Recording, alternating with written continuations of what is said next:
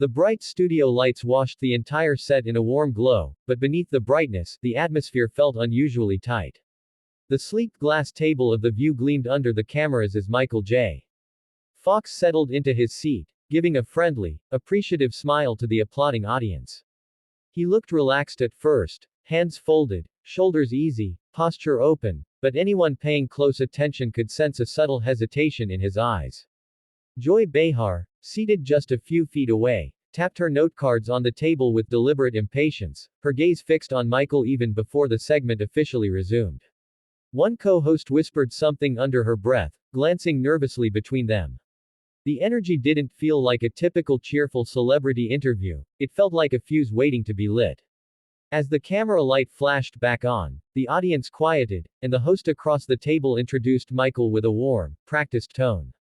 He nodded, grateful, and began speaking about his new project, his voice gentle, full of humor and honesty as he described the motivation behind his work. The audience leaned in, drawn to his sincerity. But before he could complete his thought, Joy abruptly leaned forward. Hold on, she said, slicing through his sentence like a blade. You're skipping the important part. Michael blinked, surprised but polite. Well, I was getting to that. Joy waved her hand dismissively. But you're avoiding the bigger question here. The crowd fell into an uncomfortable hush. A few eyebrows rose. One co-host shifted in her chair, trying not to show the tension churning inside her.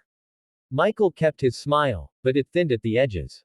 I promise I'm not avoiding anything, he said softly, trying to keep the conversation steady. Joy leaned back but kept her eyes locked on him, her expression sharp and unyielding. The audience sensed the shift immediately, whispers fluttered through the seats like wind.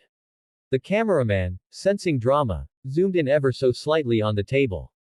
Michael inhaled slowly, resting his hands on the table as he prepared to continue his explanation, his voice steady, his posture composed, while the tension around him tightened like an invisible rope, pulling the whole room into silence. The air inside the studio felt heavier now, as if the entire room sensed what was coming before it even happened. Michael J. Fox had barely taken a breath to continue speaking when Joy Behar lifted her hand sharply, her bracelets clinking as she motioned to cut him off again. The movement was so sudden that even the camera operator flinched before zooming in. Michael, stop, Joy said, her tone loud enough to bounce against the studio walls. You're still not answering the point I'm making. A ripple of disbelief moved through the audience. A few people gasped quietly, others whispered to each other as the tension dug in deeper. Michael blinked slowly, stunned for a fraction of a second. He sat up straighter, trying to hold his composure. I am answering, he replied, his voice calm but edged with a frustration he was trying very hard to hide. If you could give me a moment, I'd finish what I was saying. Joy scoffed lightly, rolling her eyes just enough for the cameras to catch the gesture. Come on, Michael, she said. You're dodging. The studio seemed to freeze. Even the co-host beside Joy stiffened, pressing her lips together so she wouldn't audibly react. The control room went into chaos, producers leaning over soundboards, waving hands, mouthing, cut. Don't cut. What do we do? Michael exhaled through his nose, his expression shifting from disbelief to something much firmer, more grounded. He leaned closer to the microphone, not to challenge Joy, but to make sure the audience heard him clearly. I'm not dodging anything. I'm literally in the middle of my sentence. A soft but unmistakable rumble of applause began from the left side of the audience, hesitant at first, then growing. The support caught Joy off guard. She blinked, surprised, then narrowed her eyes like she was gearing up for another interruption. The mood on set tightened again, the kind of silence before a real clash, the kind that grabs everyone's attention and refuses to let go. Even the hosts who usually jumped in to diffuse awkward moments stayed quiet, watching cautiously, waiting for what would unfold next. The applause died down slowly, leaving behind a sharp, electric silence. Michael J. Fox sat with his shoulders squared, his expression calm but undeniably firm now. The warmth he usually carried into interviews had shifted into something steadier, controlled, focused. You invited me here to talk, right? He said, looking directly at Joy.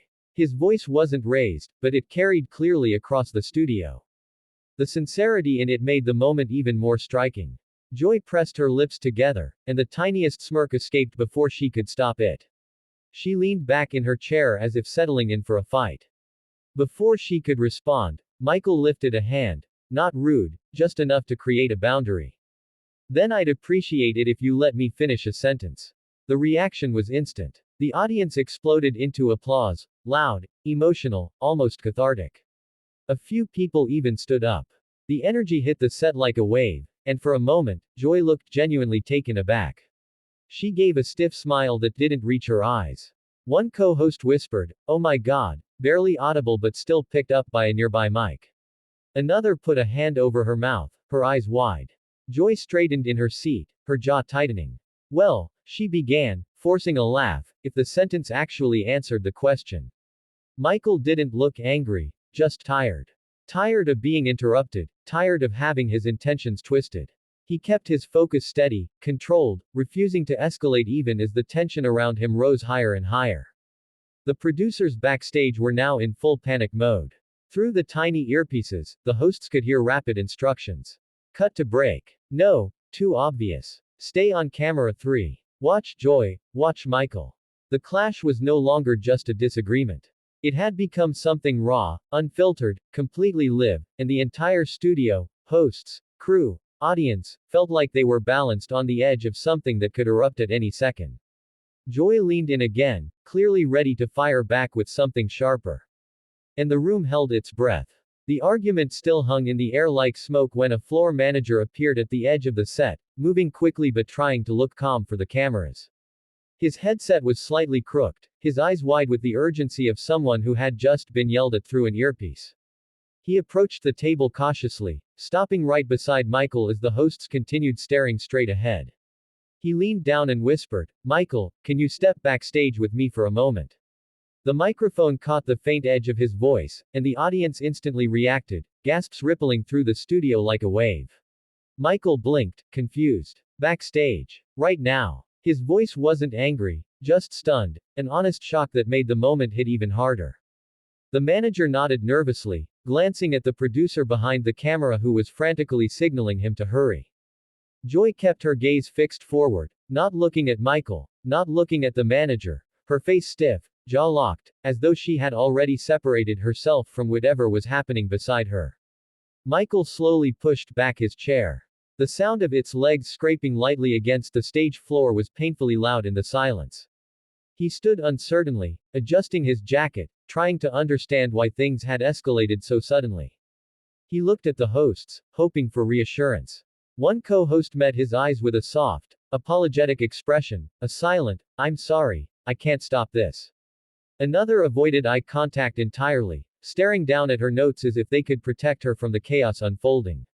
The audience started murmuring, louder now, voices blending together in disbelief. Some shouted, "Let him talk." Others cried, "This is wrong." Security personnel moved in from the side, not aggressively, but undeniably there, forming a quiet escort around Michael. Their presence made everything feel more official, more serious, more shocking. Michael hesitated, looking back at the table, at the cameras, at the audience. His expression was a mixture of confusion and disappointment, like someone trying to understand how a simple interview had turned into something humiliating on national television. The coordinator gave a gentle, urgent nod, guiding him toward the edge of the stage. The atmosphere in the studio thickened with tension and confusion as Michael took a step forward, then another, moving slowly under the harsh glow of the studio lights. Behind him, the hosts sat frozen, the cameras struggled to keep up, and the audience leaned forward, breathless, waiting for whatever would happen next.